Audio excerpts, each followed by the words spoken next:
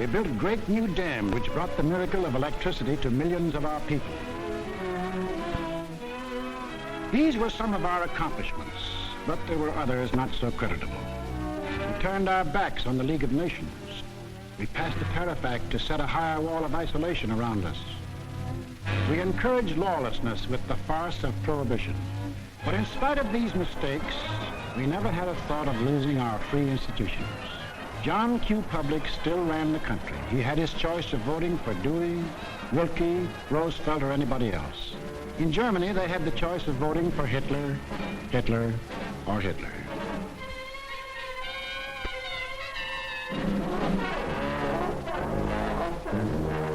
Over here, John Q. still read what he pleased. And although he heard of books being burned in other countries, he would have laughed if anyone had told him his books would ever be burned.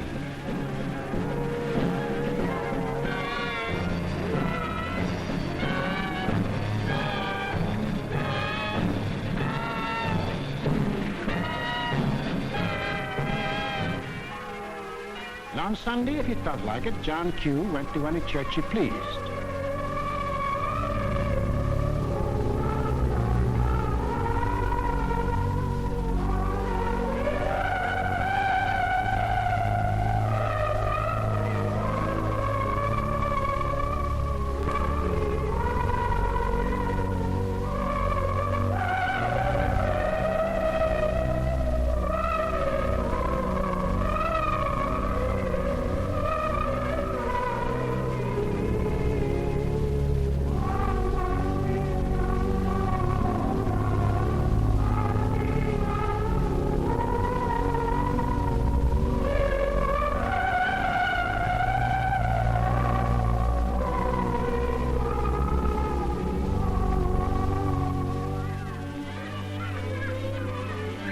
Most of all, he got a kick out of seeing his kids grow up.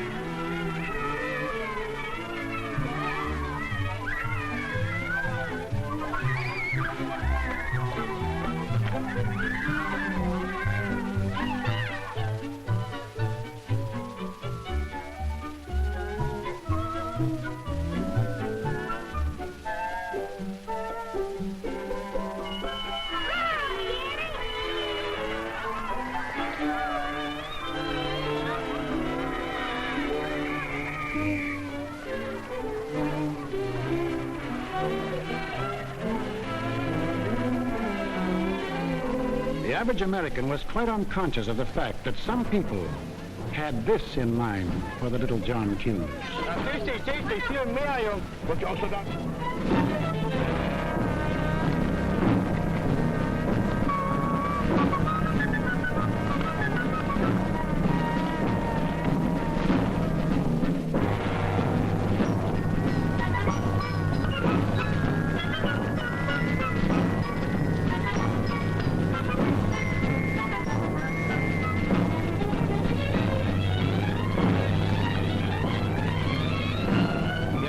While their children were being trained to kill, John Q's kids were giving their pennies to help them have life.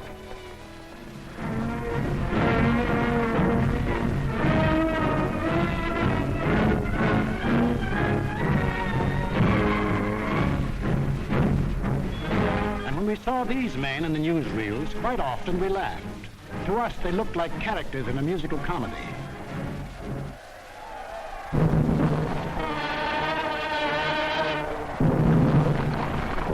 They weren't comic. They weren't funny. They were deadly serious. They were out for world conquest.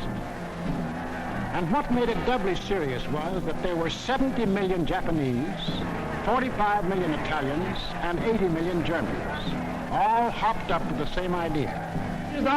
Deutsches Volk hilft dir selbst. Jeder soll helfen. Their leaders told them that there were supermen, Herrenvolk, the Nazis called it. The master race, destined to rule all other peoples on earth. Take a good look at these humorless men.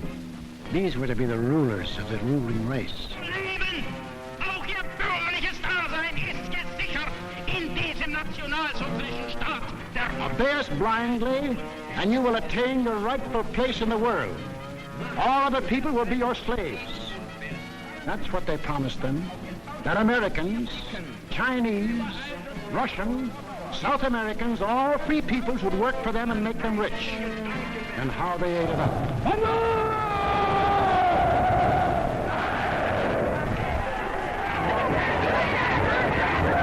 We shall restore the glory that was Rome. Today we rule Germany. Tomorrow the world. The Pacific is ours. It was inevitable that these countries should gang up on us. The little fellow is our pal, Curacao, who smiled his way into our hearts in December 1941. Here he and his friends are busy carving up the world in advance, staking out their claims. Take a good look at these claims. Here was the Italy that Mussolini took over in 1922. And almost his first act was to tell the Italians they were the rightful owners of Corsica, Nice, Savoia, Albania, Tunisia, Ethiopia, and a land corridor linking it with Libya. Later on, he had an even bigger dream. The old Roman Empire as it existed nearly 2,000 years ago, to dominate all the lands adjoining the Mediterranean. Mare Nostrum, our sea, they called it, just as the ancient Romans did. As for the Japanese, they had some ambitions too. By 1920, they had grabbed off Formosa, Korea, and the southern half of the island of Sakhalin. Then Baron Gishi Tanaka, the prime minister, carefully set down Japanese aims in a document called the Tanaka Memorial. It was presented to the Emperor July 25th, 1927.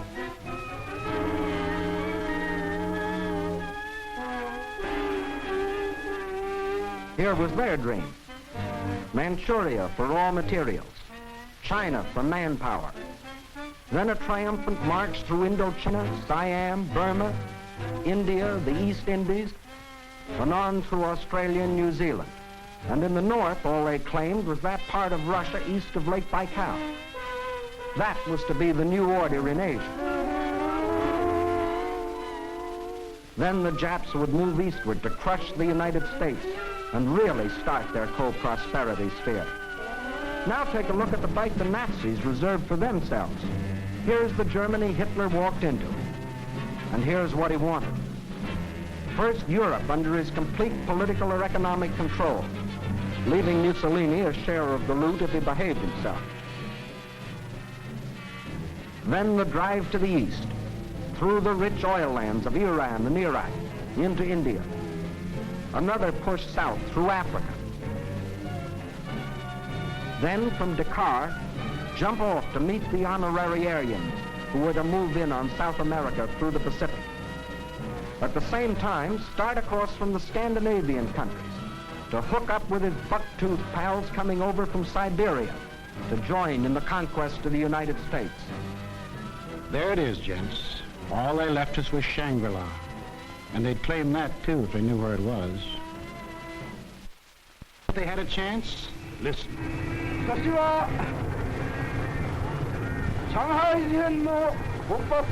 When war comes between Japan and the United States, I shall not be content